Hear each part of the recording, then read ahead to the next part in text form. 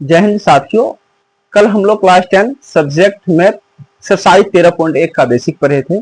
आज हम लोग 13.1 का क्वेश्चन आंसर करेंगे। चलिए वीडियो में बने रहिएगा। ये क्वेश्चन फर्स्ट क्वेश्चन क्या कह रहा है, दो घनाभो जिसमें प्रत्येक का आयतन कितना दिया हुआ है 64 सेंटीमीटर घन क्यूब दिया हुआ है कि संलग्न फलकों को मिलाकर दोनों घन को मिलाकर एक क्या बनाया गया है, एक घनाभ बनाया गया है और कह उस घनाभ के हमको निकाले इस क्षेत्रफल निकालने के लिए कह रहा है। देखिए कैसे बनाएंगे उसको ध्यान दीजिएगा। तो सबसे पहले हम दो घनाभ बना लेते हैं, सॉरी घन बना लेते हैं, ठीक है ना। दो घन बना लेते हैं, उसके बाद आपको हम दिखा देते हैं क्या क्या होता है। एक हो गया प्लस में क्या कर लेंगे हम दो, ये दोनों मिला क्या बनाया गया है, हम दो क्या बना लिए बाबू, घन बना लिए, ठीक है ना। दो हम घन बना लिए, ठीक है। ये दोनों घन मिला क्या बनाएगा, घनाभ बनाया गया है। तो घनाभ की आप जानते हैं इस चीज को, घन की जो होती है ना सही भुजाएं क्या होती है, बराबर होती है, लेकिन घनाभ में ऐसा नहीं होता है साथियों। इस चीज को आप लोग देखिएगा। तो मेरे पास हम एक घनाभ बना लिए, ठीक है, देखो हम घनाभ बना लिए, ठीक है। बनाने के बाद इसने हमको बोला है कि दोनों कितना दिया हुआ है, आयतन 64 सेंटीमीटर क्यूब दिया हुआ है, ठीक। तो करना क्या वो ध्यान दीजिए। अब इसको करेंगे क्या, हम यहाँ लिख देंगे, हम घनाभ क्या लिख देंगे, घनाभ का आयतन कितना मेरे आयतन दिया हुआ मेरे पास 64 सेंटीमीटर क्यूब दिया हुआ है। और घनाभ का फॉर्मूला होता है एक क्यूब, क्या होता है एक क्यूब मतलब हो गया भुजा क्यूब होता है, बराबर कितना हो गया मेरा 64 सेंटीमीटर क्यूब। अब बताइए आप एक क्यूब कोई दिक्कत नहीं है, बराबर तो बराबर, आप 64 को आप 4 सेंटीमीटर आप क्यूब ले सकते हैं, कोई दिक्कत, क्योंकि 4 गुना 4 चौके 100 और 16 चौके सत्तर क्या, कोई दिक्कत नहीं, सेंटीमीटर स्क्वायर कोई दिक्कत नहीं है।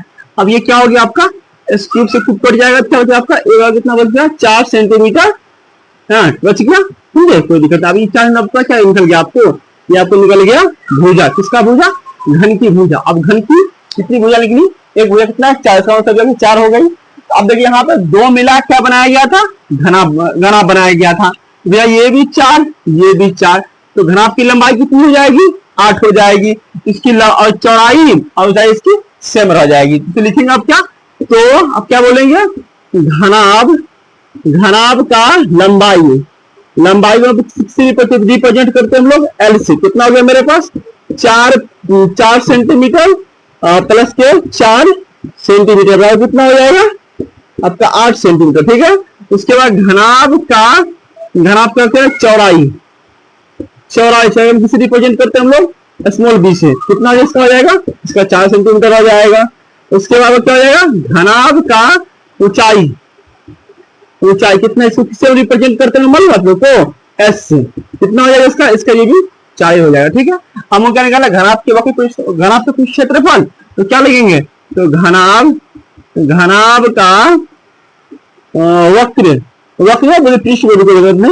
पृष्ठीय क्षेत्रफल का क्या होता है, बराबर होता है, इसका फॉर्मूला होता है 2 इंटू क्या होता है L गुना D प्लस का D गुना H प्लस के H गुना L होता है। समझ आई बात को।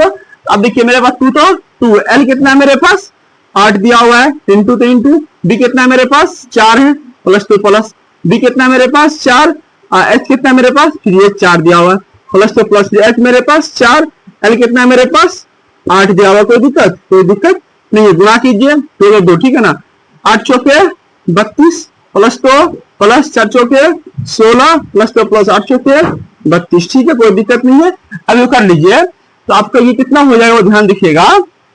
हम यहाँ लिख लेते हैं आपका, तो 32 64 और 16 कितना हो गया आपका 80 अब 80 गुना कितना 160। अब यहाँ क्या लगाएंगे हम सेंटीमीटर क्षेत्रफल लगाए, इसी का यहाँ क्या लगाएंगे हम स्क्वायर लगा देंगे, ठीक है, आंसर हो गया, ठीक है, धन्यवाद।